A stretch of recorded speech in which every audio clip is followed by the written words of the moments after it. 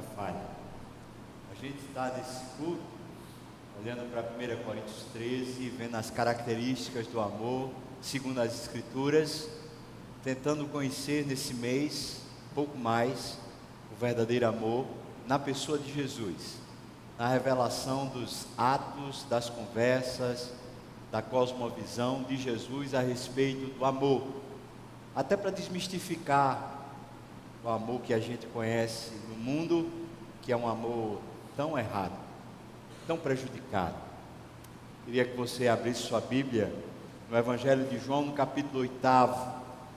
Hoje a gente vai ver: o amor não se alegra com a injustiça, mas regozija-se com a verdade.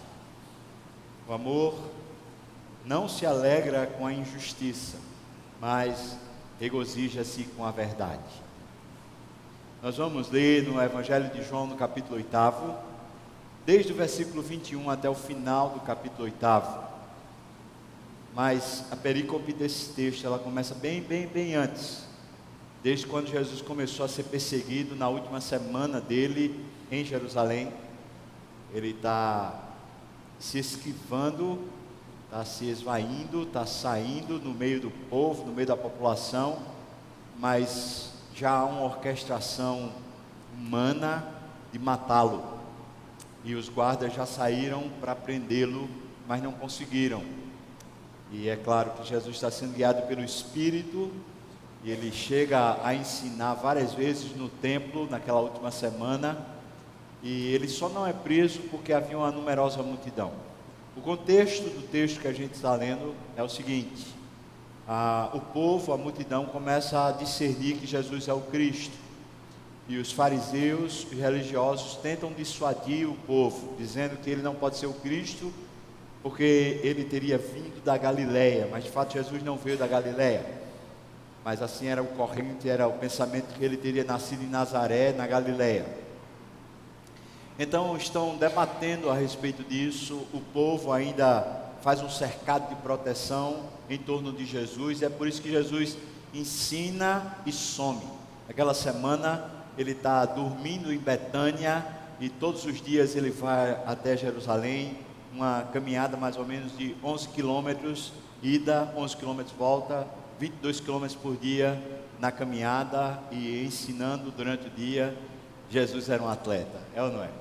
Vamos ler a partir do versículo 21 do capítulo 8. Diz assim: de outra feita lhes falou, dizendo: vou retirar-me, e vós me procurareis, mas perecereis nos vossos pecados. Para onde eu vou, vós não podereis ir.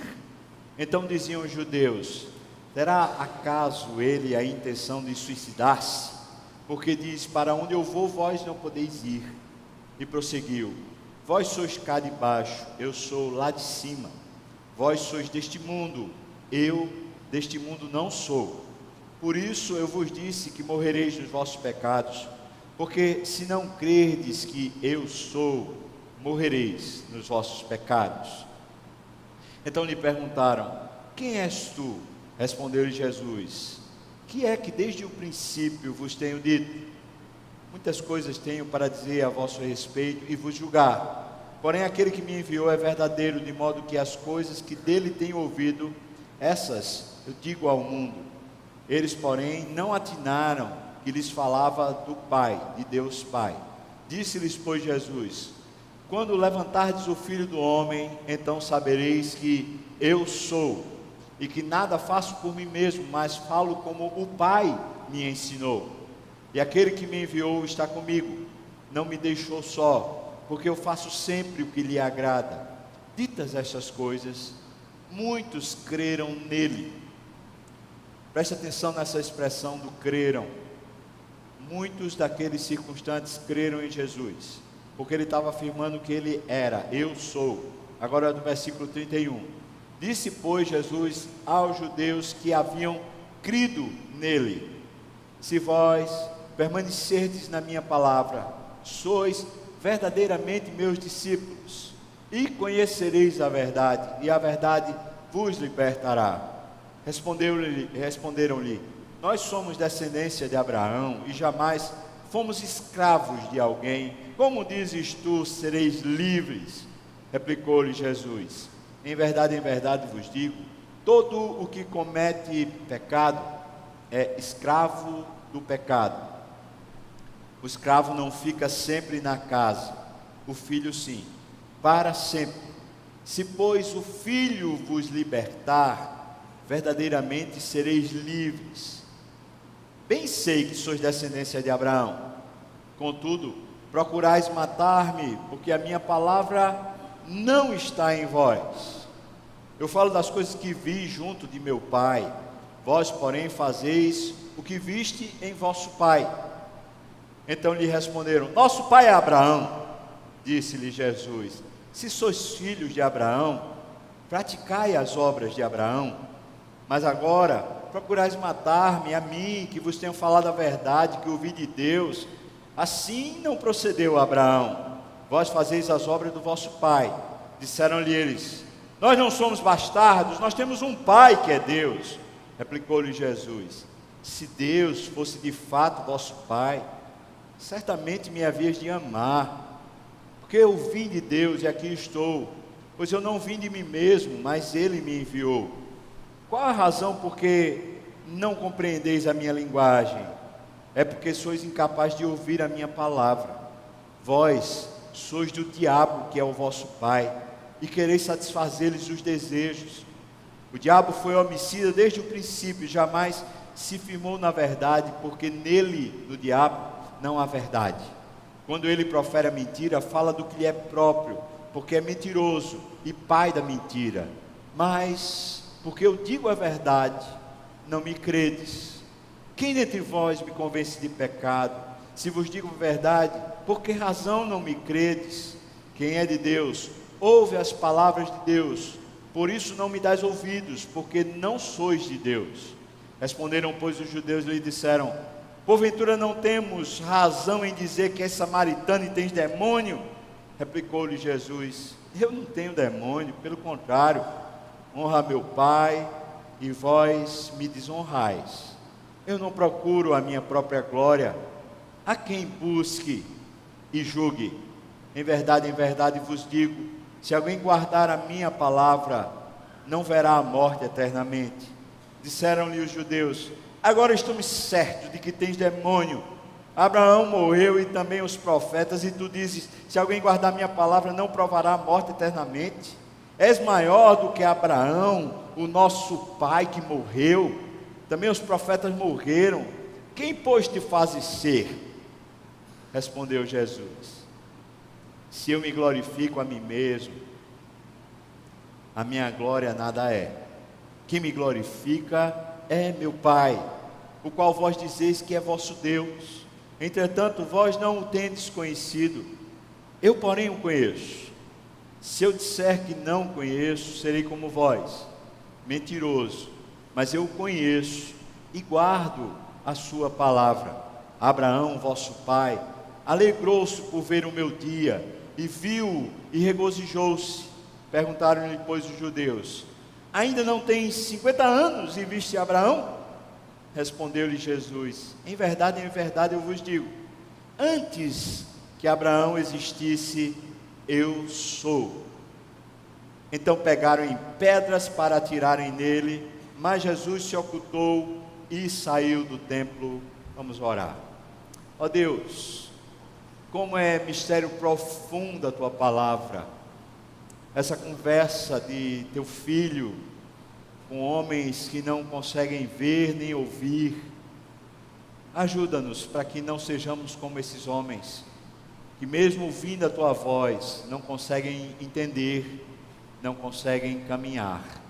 Ajuda-nos aqui, Deus, desvendando-nos o ministério de Cristo, o amor profundo dele por nós, fazendo-nos sentir o amor do Senhor por nós. Pai, revela-nos assim a tua glória, e isso eu te peço, Senhor, pelo nome de Jesus. Amém, Senhor Deus. Amém.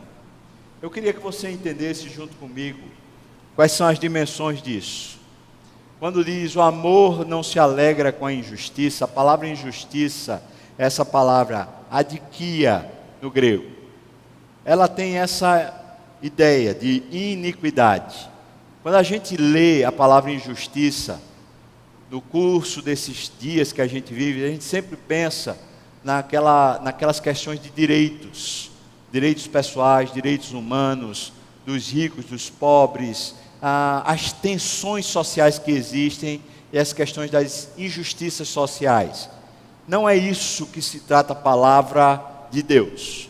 A palavra injustiça é a questão da iniquidade, o que não se conforma com o que é certo, o que não devia ser, o que não deve ser por causa da verdade revelada. Ou seja, essa palavra injustiça é alguma coisa que é errada em vista da palavra de Deus, não errada em vista de alguma convenção ou tradição de homens.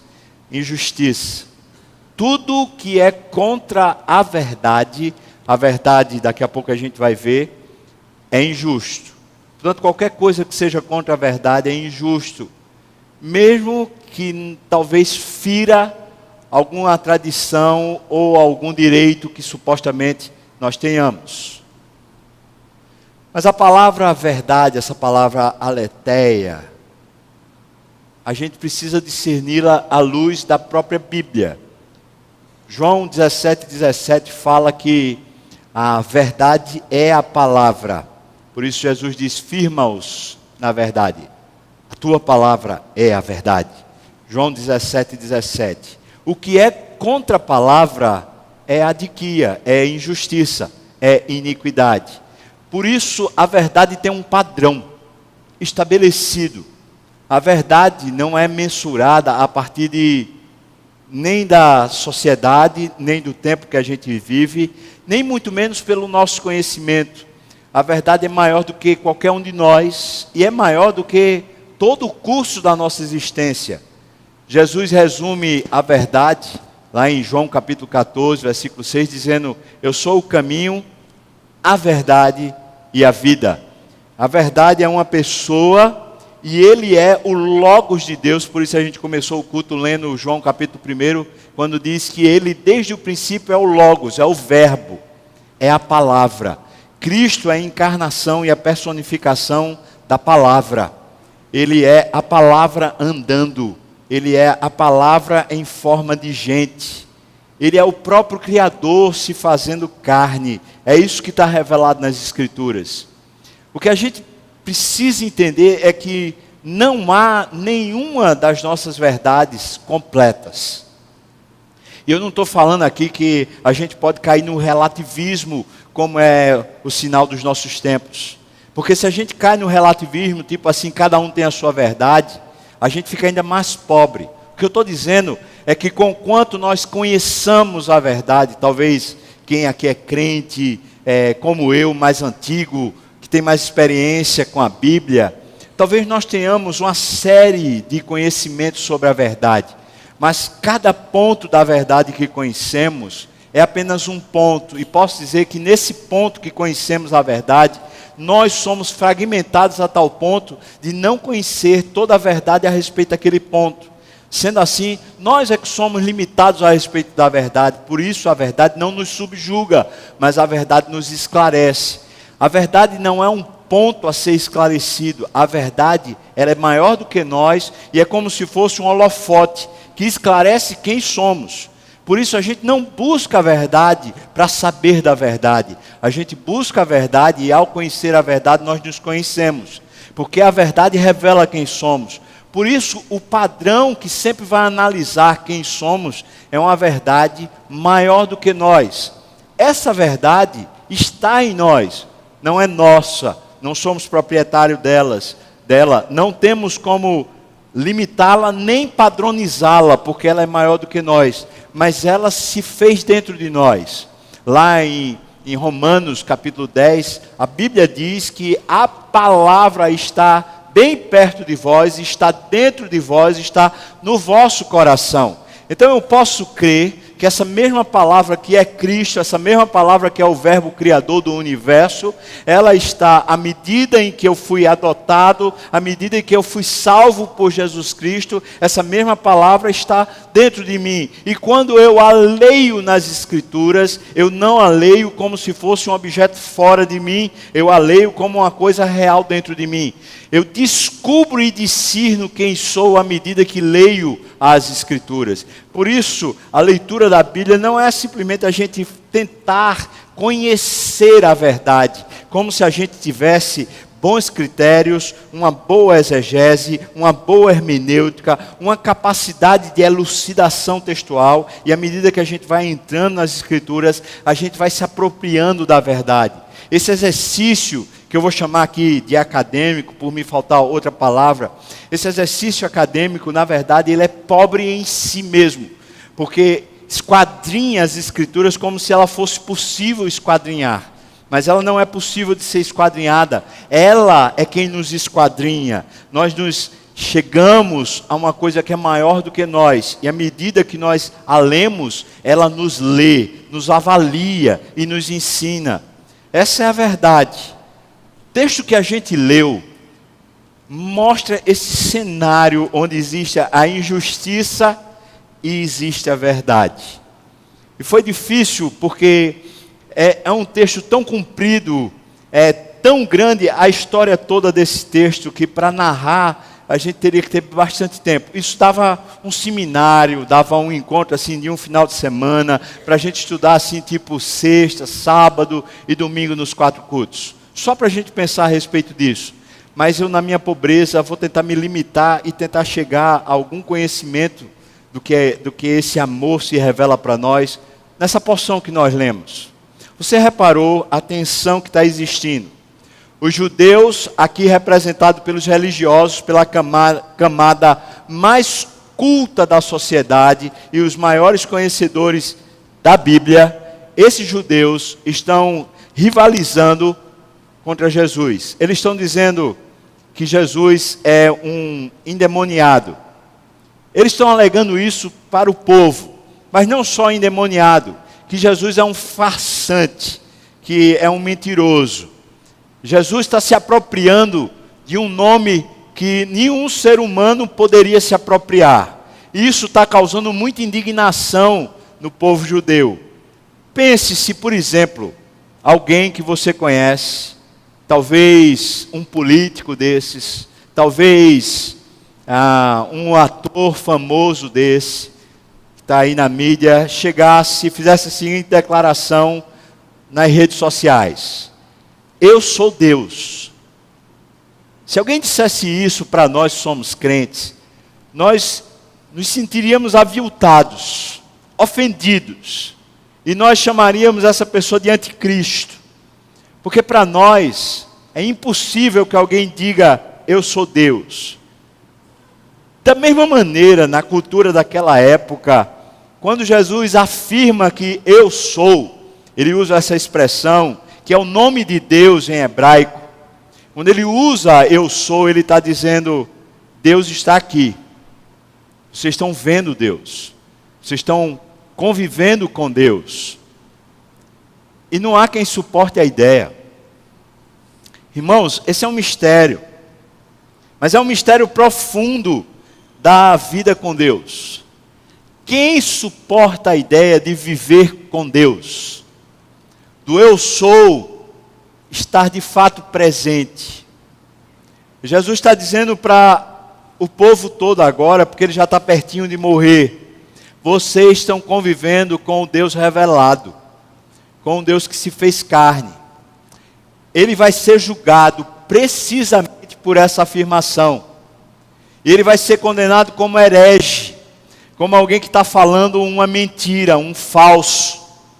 Talvez se eu tivesse naquela época, e é claro que sem a revelação do Espírito Santo no meu coração, eu estaria junto com os religiosos da época, condenando Jesus, dizendo: isso é um mentiroso, isso é um salafrário. Porque é de se indignar qualquer pessoa que zela pela verdade, alguém que aparece e começa a dizer que é alguma coisa, especialmente que é Deus. eu quero que você entenda que, por um lado, os judeus tinham algum nível de razão. E qual era o nível de razão dos judeus? É que eles esquadrinhavam as Escrituras. E eles conheciam, eu vou chamar de mecanicamente. Paulo, escrevendo aos Gálatas, fala que eles conheciam a lei da letra. Paulo, escrevendo aos Romanos, fala que essa é a lei apenas do conhecimento, a lei que rege a cabeça. Eles conheciam as Escrituras. Guarda isso. O conhecimento das Escrituras é precioso. É a maneira melhor da gente conhecer a Deus é através das Escrituras.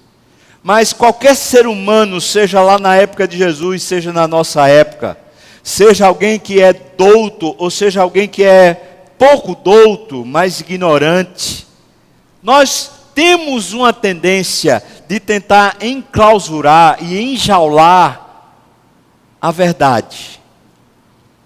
A verdade tem os seus próprios limites, nos colocando limites, mas nós não temos como dominá-la, porque ela é maior do que nós, mais uma vez eu falo. Mas os judeus fizeram isso. À medida que eles saíram lá do cativeiro babilônico, eles começaram a desenvolver uma teologia muito rica, que se tornou uma chamada teologia rabínica. E havia um norte, havia um centro, havia uma coisa que eles queriam chegar. À medida que eles estudavam os profetas, estudavam Moisés, estudavam o Velho Testamento, eles queriam descobrir o Cristo. A única esperança que eles tinham era que o Cristo, o Messias, viesse. Por isso eles eram uma nação messiânica, com a expectativa do Messias. Mas acontece que ao esquadrinharem as Escrituras, eles não se esquadrinharam a si mesmos. Eles conheceram as Escrituras para avaliar os outros, para avaliar se o Messias chegaria. Mas eles nunca leram as Escrituras para esquadrinhar-se a si mesmo. Eles nunca fizeram da Bíblia maior do que a sua própria perspicaz, a sua própria capacidade. E assim, eles foram incorrendo paulatinamente no erro. Eles começaram filtrando a partir do conhecimento que eles tinham, eles foram filtrando o perfil do Messias. E foram discernindo que perfil era esse. E quando eles discerniram finalmente, Jesus não se encaixava. Em alguns pontos Jesus se encaixava. E no começo do ministério eles tiveram até dúvida, ficaram pensando, será esse o Cristo? Será esse o Cristo? Será ele o Messias? Mas à medida que o ministério foi avançando, Jesus extrapolou o que eles imaginavam que seria a medida do Cristo.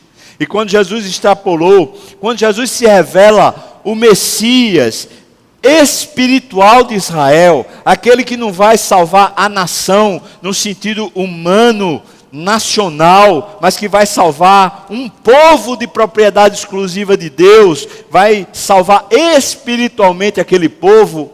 À medida que há uma transformação da ideia, eles não acompanham, eles falam assim, não, é impossível, é impossível, é impossível. Eu poderia discorrer a respeito disso, falando sobre os padrões que eles foram adotando, desde lá da Babilônia até chegar a esse conhecimento. Não dá tempo da gente fazer isso aqui, talvez ficasse até enfadonho. Mas perceba, irmão, a essência do que eu estou falando é que eles, à medida que eles esquadrinharam as Escrituras, eles não as esquadrinharam para serem esquadrinhados. Eles as analisaram para se tornarem donos da verdade.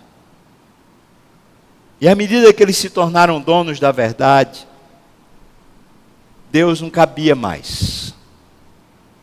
Deus não dava mais para participar. Acontece que naqueles dias Deus está com eles. E Jesus não quer afrontá-los. Jesus quer iluminá-los. Alguns desses fariseus estão começando a crer. Você lê no final do capítulo 7, você vai ver que Nicodemos, aquele que está em João capítulo 3, ele já está debatendo, defendendo Jesus como Messias. Está falando, eu acho que ele é, mas ele é censurado bravamente. O que está acontecendo com esse povo?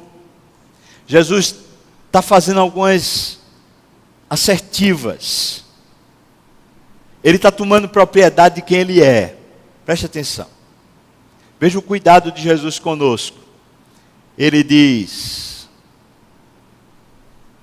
quem crê em mim, do seu interior fluirão rios de água viva. Se você tiver sede, venha a mim e beba. Isso é uma promessa de Isaías a respeito do Messias. E isso é uma promessa de Isaías a respeito do reino de Deus. Os judeus estão entendendo o que Jesus está dizendo. Eu e você, talvez um pouco mais leigos do que aqueles judeus, a gente lê essas palavras e não as entende. Mas historicamente para eles, aquilo tinha um sentido de alguém que seria revolucionário, que não tomaria para si a propriedade de saciar, mas que usaria a força humana, a força imperial, para dar de comida, dar alimento, dar satisfação existencial para um povo. E Jesus, em vez de aplicar o princípio no sentido do governo humano, ele diz: é mais simples do que isso.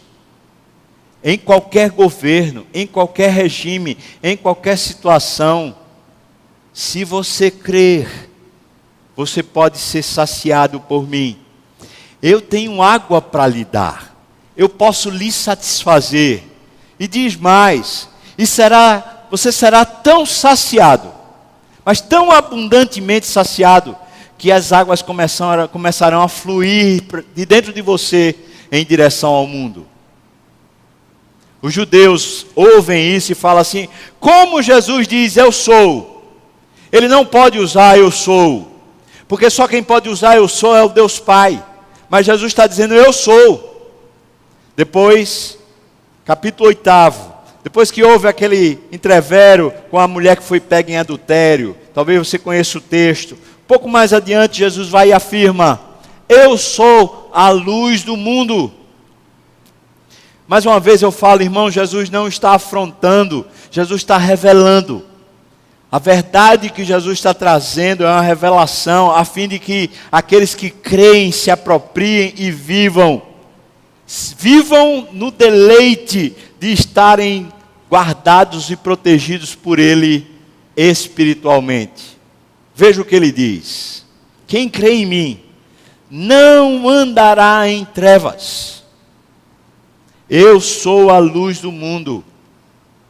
Mas os judeus, mais uma vez, rilham os dentes, ficam irados, e eles falam assim: como esse cara ousa de novo usar o nome de Deus para revelar-se?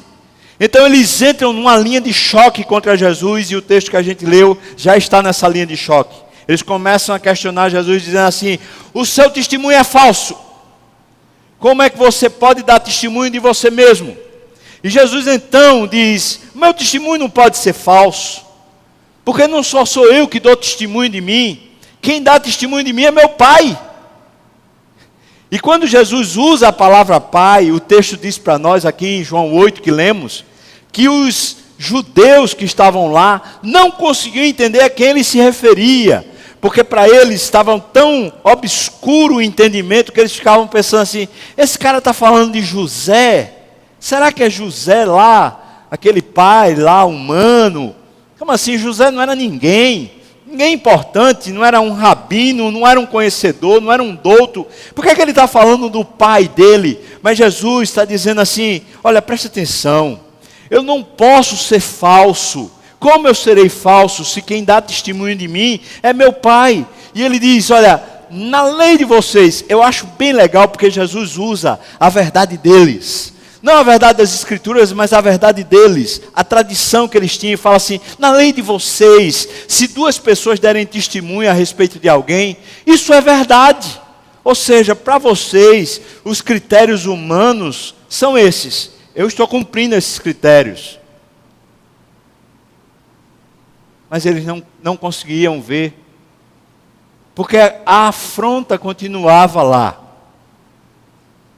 Eu fico pensando, irmãos, que uma das coisas que mais dificultam a gente de ver o amor, ver o cuidado de Jesus, é essa incapacidade que temos de nos apegarmos a Jesus.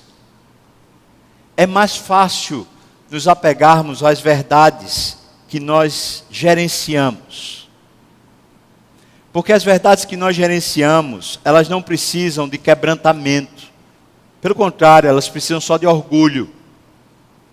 Mas nos apegarmos a Jesus, Ele sempre será um ponto de tensão conosco no nosso ego, porque Ele estará sempre revelando algo além da verdade que já possuímos.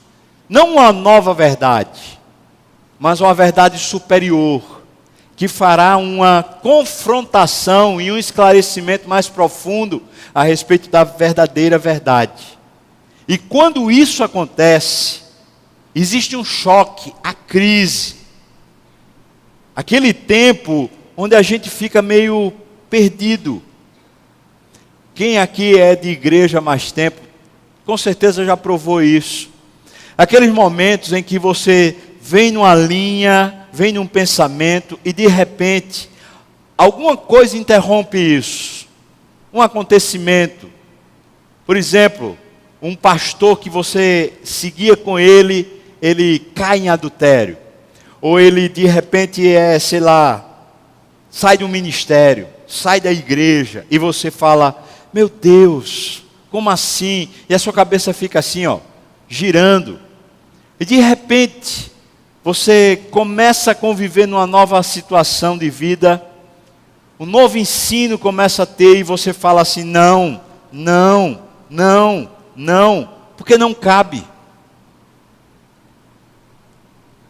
Andar com Jesus requer quebrantamento, reconhecendo que a verdade dele é maior do que a que nós conseguimos controlar, que a verdade está sob controle dele e não nosso. Então Jesus diz com todas as letras: eu sou. E quando ele diz eu sou, alguns dos circunstantes, mais uma vez eu falo para você que esse texto começa bem antes essa história toda. Eu estou falando para você sobre os debates que estão acontecendo. E quando ele diz eu sou, alguns daqueles judeus creem. Agora, aqui é que é maravilhoso. Porque eles creem sem quebrantamento. Esse texto revela assim que houve um assentimento teórico da verdade. Ou seja, eles disseram: é mesmo, isso tem sentido. Agora, aquela ideia, eu estava meio equivocado, mas agora o negócio brilhou mais. Eles creem. Mas quando eles creem, Jesus diz para eles, preste bem atenção: vocês serão meus discípulos. Ou seja, vocês deixarão de caminhar como doutores, como mestres, como alguém que ensina. Vocês serão meus discípulos, ou seja, vocês passarão a aprender. Veja que isso é uma mudança completa de paradigma. Ou seja, eu estou vindo como alguém que sei, e de repente eu sou confrontado com Jesus que diz eu sou. E esse saber que eu tenho, de alguma maneira é confrontado, eu falo: não, eu acho que o que ele está falando é mais verdade do que o que eu estava pensando.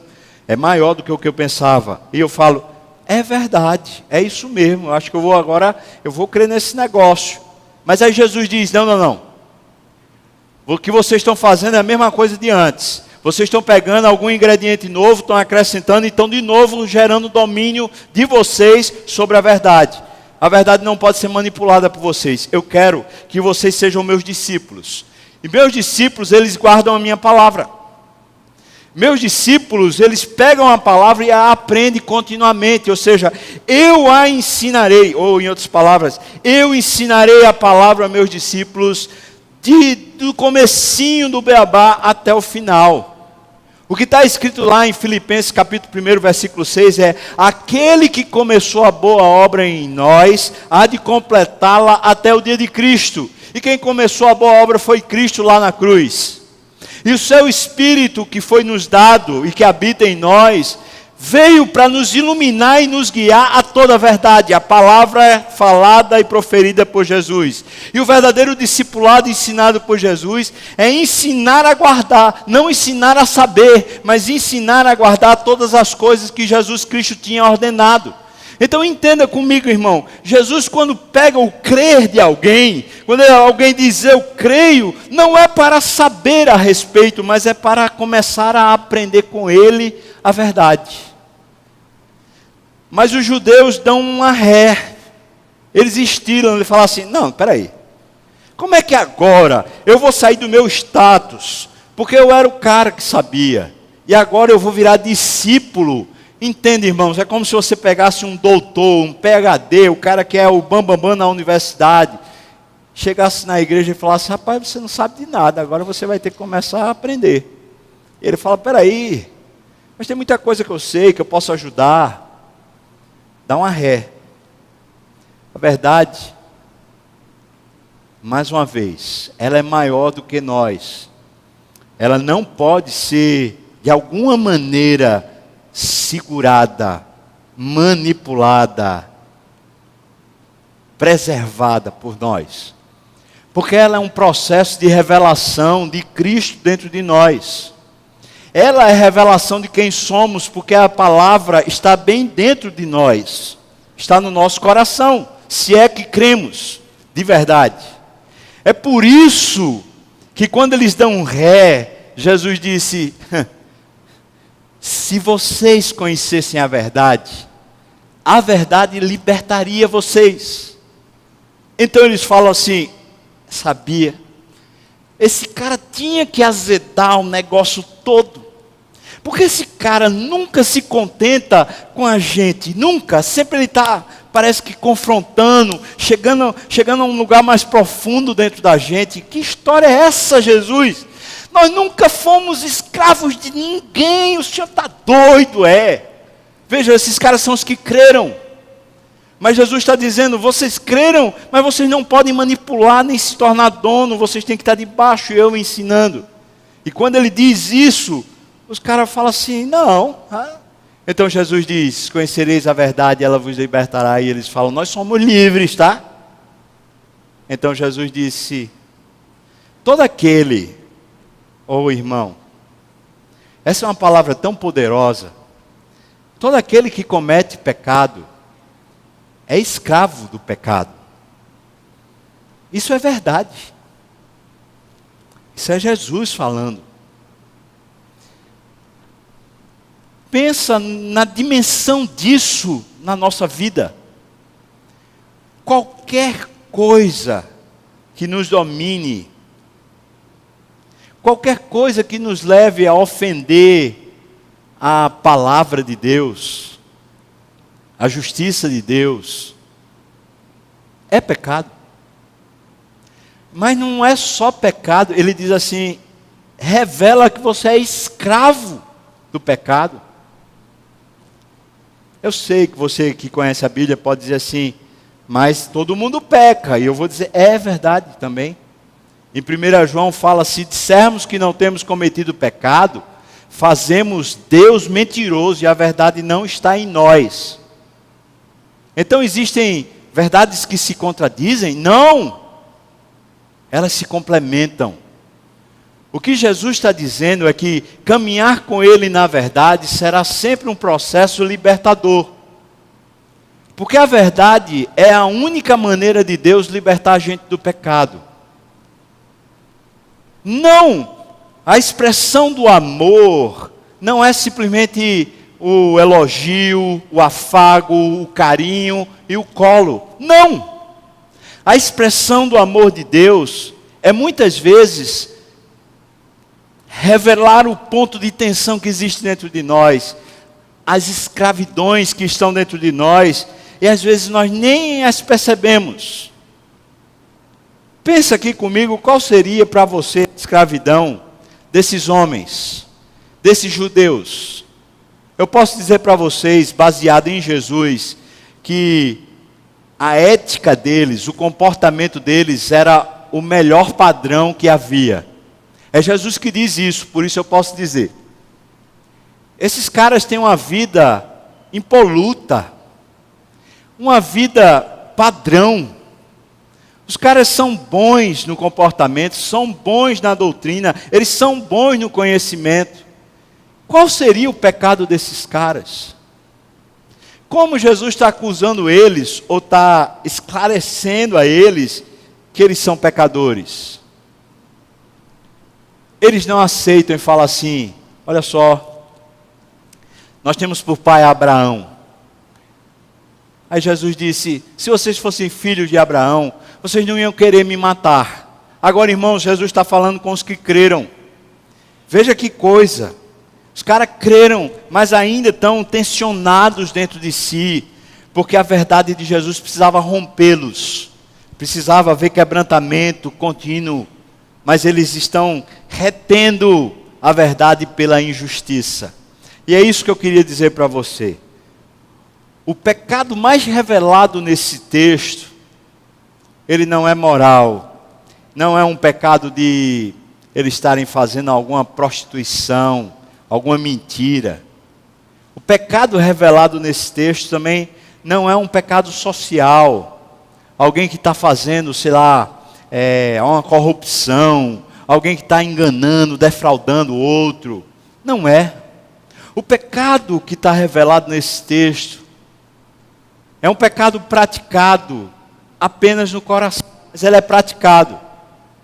E eu vou dizer o nome dele, é arrogância. É quando achamos que já sabemos. É quando deixamos de ser discípulos e queremos nos tornar mestres. É esse o pecado. E Jesus diz: isso tem feito vocês quererem me matar. Se vocês fossem filhos de Abraão, eu vou dizer uma coisa para vocês. É óbvio que filho vai praticar o que o pai praticava. Vocês praticariam as obras de Abraão. Eles falam assim: tens demônio. Só pode ter. Por que você está falando essas coisas para a gente? Você agora está dizendo que a gente está em pecado? O debate fica tão fervido, tão quente, que chega uma hora onde Jesus precisa dizer para eles uma verdade, que por mais que seja dita em amor, e eu tenho certeza que Jesus disse em amor, é a verdade que ninguém quer ouvir. Ele disse: vocês são filhos do diabo. Será que é possível, por amar alguém, a gente dizer para a pessoa que ela é filha do diabo?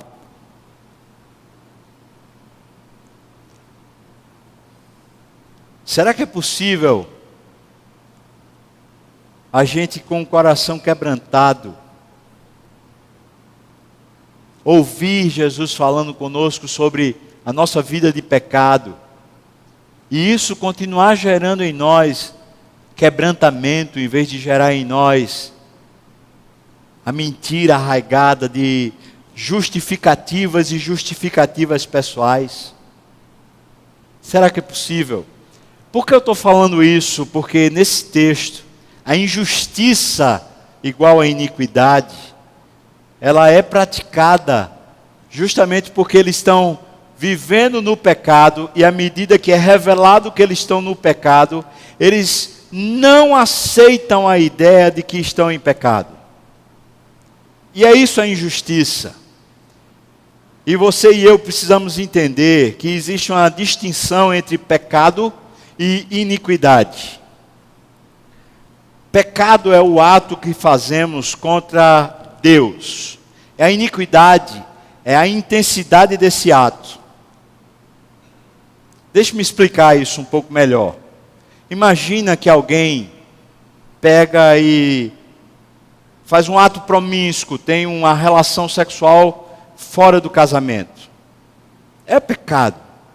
Mas imagina agora que essa mesma pessoa não apenas foi uma relação sexual fora do casamento, mas foi com uma criança. O grau de iniquidade é maior, conquanto seja pecado, do mesmo jeito. Porque houve uma exacerbação daquele pecado. O que Jesus está revelando é que o orgulho se você estiver me ouvindo com o coração aberto, o que Jesus está revelando para nós é que o orgulho é a real iniquidade que habita dentro do nosso coração. É a matriz. E será o orgulho que vai deter a verdade pela iniquidade. Mas o amor não se alegra com a injustiça, não se alegra com a mentira, não se alegra com a vida certa, conquanto o coração orgulhoso. O amor não aceita a ideia de que alguém que pode viver a vida toda reta seja inimiga de outra ao ponto de querer matá-la.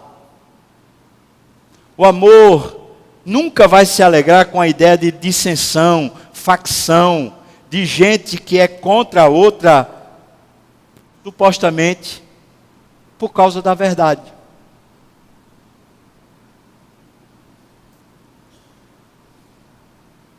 Quando fala é contra a outra, conquanto a gente vai ter pontos de discordância a respeito da verdade. Por exemplo, uma pessoa chega para você e fala: todo caminho leva a Deus. Aí você fala: não. Todo caminho leva ao inferno, exceto um. Jesus Cristo é o caminho, o único caminho que leva ao Pai. Discordamos. E nesse ponto não vai ter mais como agregar. Mas o ponto não é discordar em ideias. O ponto é que a verdade, que é o ponto onde o amor se regozija, é a verdade que liberta a gente. O ponto é que, se a gente admite constantemente que estamos numa vida de discipulado com Jesus, e que Ele vai continuar se revelando a nós, nos confrontando em amor, nos nossos pontos de limite, nas nossas vidas de pecado, nas intensidades que temos da iniquidade. Se nós aceitamos ter essa convivência com Jesus, nós verdadeiramente cremos. E aí eu quero chamar você para o ponto do começo. Jesus diz: eu sou a luz do mundo. Quem crê em mim não anda nas trevas. Vai ter guia, vai ser bem orientado. E Jesus diz também: se você tem sede, tem necessidade existencial, venha a mim e beba, e do seu interior fluirão rios de água viva. Por que eu estou chamando de volta a gente para esses pontos iniciais? Porque o ponto do aprendizado com Cristo, com o verdadeiro discipulado, é esse ponto onde a gente aprende a se quebrantar através da verdade, para uma saciedade maior e para que o nosso caminho seja iluminado. Deus não se contenta com padrões éticos que nós vamos aprendendo. O que é que eu quero dizer com isso? É que a gente entra na igreja, e logo quando a gente entra na igreja, a gente vem do mundão lá, a gente vai aprendendo os comportamentos corretos. Então, por exemplo, eu vou parar de beber, não vou beber mais. Eu vou parar de fumar, não vou fumar mais. Eu vou parar de dizer mentira. A gente vai aprendendo, e esses padrões são bons em si. Mas quando a gente os aprende, começa a viver com eles, e à medida que vivemos com eles e neles, a gente acha que está em algum grau melhor, a gente sufocou a verdade. E a verdade agora sufocada, ela está presa pela injustiça. E você jamais se sentirá amado por Deus à medida que a injustiça prevalece sobre a verdade. E eu estou falando, irmão, não necessariamente da gente confrontar o outro, mas eu estou falando do confronto de Cristo conosco, à medida que anda conosco, revelando o amor dele na confrontação. Jesus diz para eles que eles vão para o inferno. E quando Jesus diz para eles que eles vão para o inferno, eles pegam em pedras e eles querem matar Jesus. Eles falam assim: você é louco, você é endemoniado. Veja que ficou num campo a discussão e a conversa, num campo terrível, Jesus falou, vocês são os filhos do diabo. E eles dizem, você é cheio de demônio. Ou seja, ficou um inferno a conversa. Mas eu posso ver, baseado nas Escrituras, Jesus Cristo não apenas manso, falando com tranquilidade, mas destilando amor, à medida que Ele quer, não a reparação desses homens, mas Ele quer a salvação deles. À medida que alguém daqueles de fato cresce para caminhar com Cristo, e não apenas para saber sobre Ele, esses que crescem teriam suas vidas totalmente inundadas pelo amor de Deus. Nós temos duas verdades constantes na nossa vida que dimensionam o amor de Deus por nós. Duas verdades. A primeira, se há algum motivo para esse mundo estar mal, se há alguma razão para a minha vida estar ruim, se existe algum tipo de prejuízo social, o principal vilão que eu conheço sou eu. A primeira verdade é que eu sou mau. Essa verdade precisa estar entranhada em mim, porque ela vai gerar em mim a capacidade de aprender, de ser confrontado. Conquanto eu possa viver uma vida ética, moral, justa, correta, e ser até uma bênção para os outros, essa verdade ela não será tirada de mim até o dia da glorificação. Eu sou mau. Paulo diz assim, graças a Cristo, que me chamou e me considerou fiel. Eu, que no outro tempo era perseguidor, blasfemo. Eu, que era o pior de todos os pecadores. Perceba, Paulo sabe quem ele é. Os fariseus, os judeus, não se sabiam mais, porque eles entraram na vida religiosa e eles começaram a conter a verdade através dos padrões éticos e morais. E eles achavam que todas as escrituras estavam apenas nos padrões éticos e morais e não no conhecimento de Deus que inunda a alma e transforma a nossa vida. A segunda verdade que a gente precisa aprender é que Deus me ama, me resgatando. Não apenas me resgatou, mas o resgate que Ele fez lá na cruz opera hoje. É um resgate que foi um ponto no começo da história, da minha história, mas é um ponto que se prolonga, fazendo toda a diferença na minha vida. Por isso eu não posso dizer que naquele dia que eu aceitei Jesus, a minha vida foi salva. Sim, eu posso dizer isso, mas isso não é toda a verdade. É que a minha vida foi salva e está sendo salva. É que aquilo que me salvou, à medida que eu conheço a Deus, Ele transforma dentro de mim as minhas inclinações para o pecado, transformando a minha vida numa santidade diante de Deus. Não a santidade padronizada pelas expectativas sociais, mas uma santidade na alma. À medida que a verdade entra, ela liberta a minha vida da iniquidade, da injustiça. A gente precisa lutar contra o pecado, mas a gente pensa, como é que eu vou lutar contra o pecado? E alguém talvez esteja viciado, talvez a pessoa tenha um vício de falar mal, de ser fofoqueiro, mexeriqueiro, alguém que vive falando mal e nem se contém.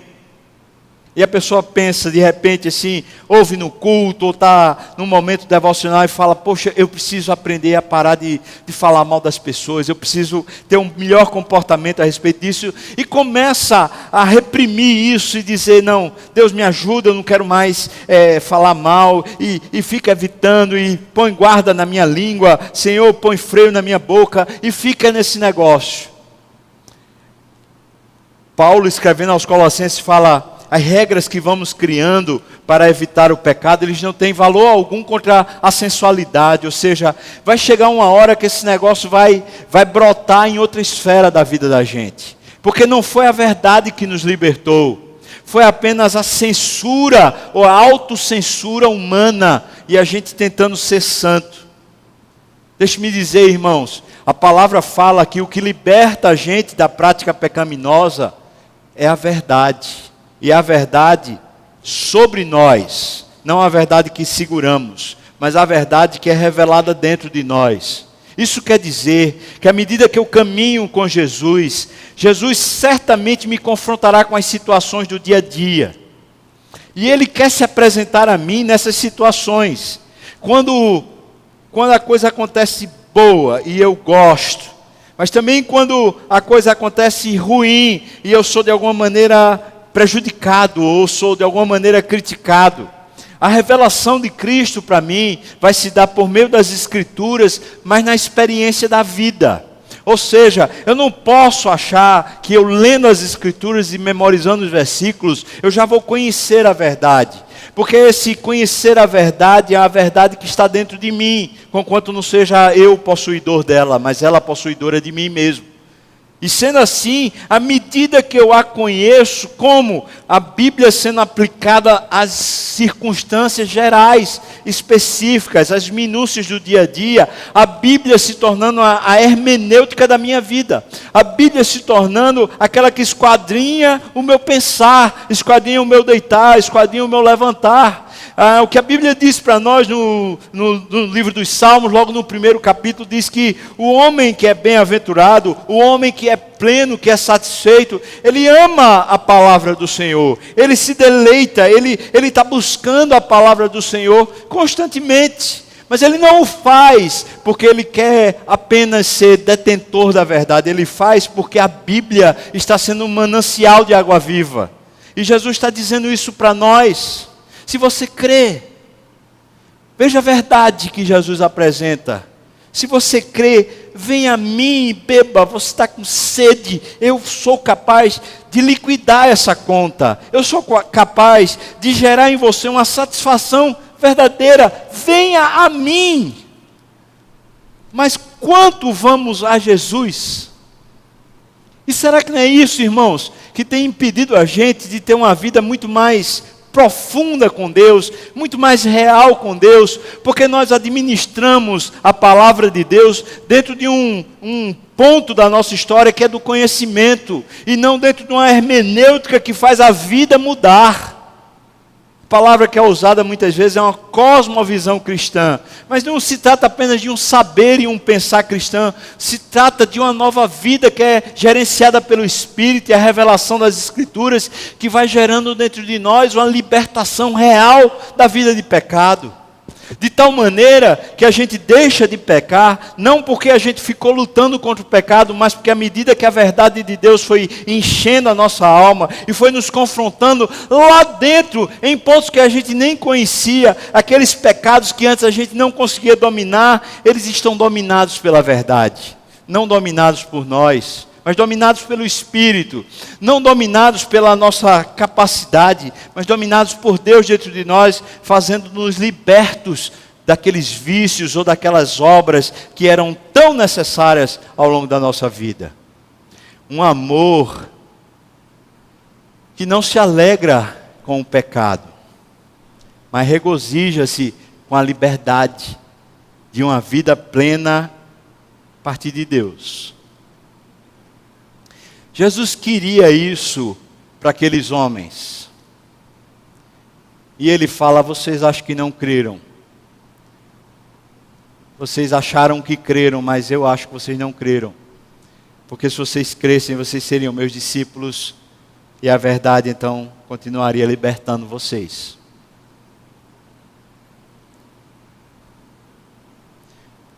Como nos sentimos amados? Já estou com o horário estourado, mas o tempo que a gente tem, a época que a gente vive, a gente é tão frágil. Nós somos tão pétalas de rosa assim. A gente não aguenta que alguém fale conosco um pouco mais ríspido, ou faça mais pressão na gente. Eu preciso dizer, Jesus não vai fazer pressão. Mas Jesus usará a pressão que outros fizerem.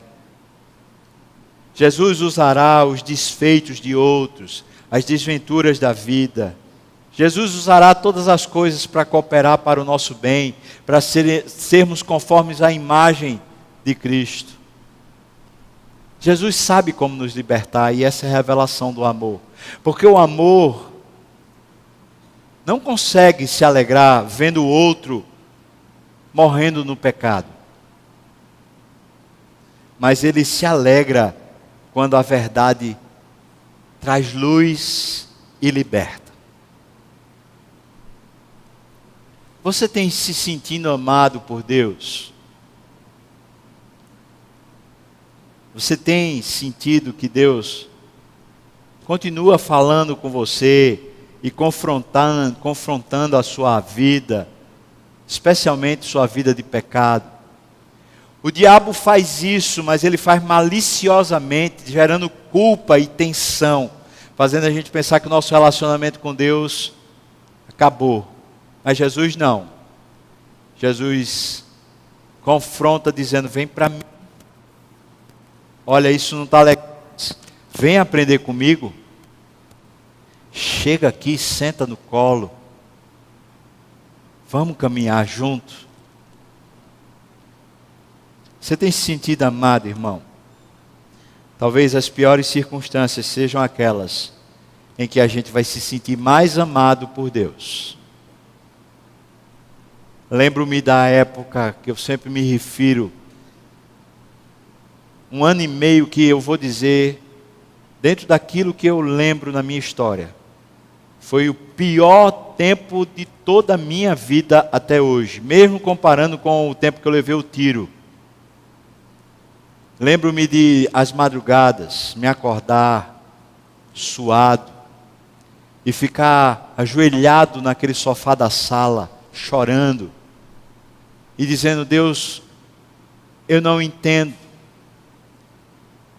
sofrendo afrontas, sofrendo negações pessoais, sendo prejudicado,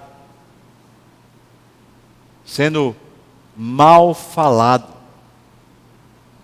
Eu chorava de joelhos, dizendo: Deus, me tira disso. Deus, me tira desse negócio. Eu não suporto, Senhor. Eu não aguento. 1 ano e meio Jesus não me tirou. Hoje eu olho para trás e sinto a dor e o sofrimento que era naquela época, quase que como uma facada. Mas em alguns daqueles momentos, especialmente em um deles, naquela madrugada, enquanto eu orava e as lágrimas já não conseguiam descer de tanto que eu já tinha chorado, e eu falava: Senhor, se não vais me livrar, me ajuda a me levantar e seguir. Naquela madrugada, eu senti como um toque que me tocava no ombro. Eu estava só naquela sala. Eu me assustei, meu coração disparou, eu olhei para o lado. Não tinha ninguém. Não que eu visse. Mas aquele toque, eu sei que era Jesus ao meu lado, dizendo para mim que Ele estava ali. E que aquela verdade, a verdade das afrontas, das confrontações, das humilhações pessoais, elas estavam me construindo, me edificando, me fortalecendo. Aquele era o discipulado de Jesus. Aquela era a hermenêutica bíblica a meu respeito. Era Deus me transformando. Era Deus me libertando de mim mesmo. Eu não peço que você sofra, nem quero. Mas eu e você precisamos aprender a usar o sofrimento, a aproveitar o sofrimento como revelação do amor de Deus. Porque a verdade de Cristo muitas vezes será dizendo para nós coisas duras que nós não queremos ouvir. E talvez a gente é religioso de mais tempo, talvez a gente que é um pouco mais douto nas Escrituras, a gente seja aqueles que mais resistem a ouvir o que Deus quer nos dizer. Que Deus tenha misericórdia de nós, irmãos. Tenha misericórdia de mim. Tem misericórdia de mim. Vamos orar.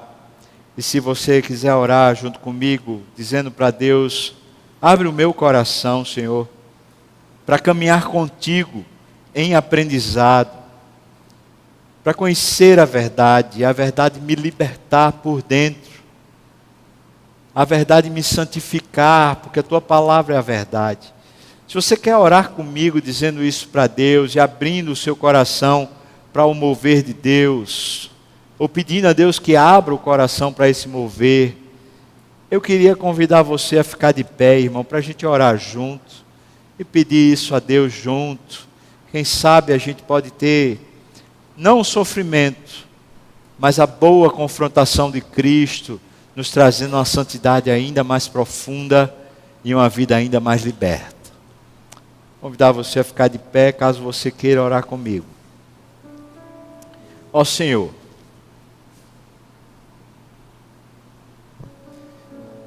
quando eu lembro, Senhor, aqueles dias em que o Senhor visitava-me na madrugada e trazia o alento, consolo, a força.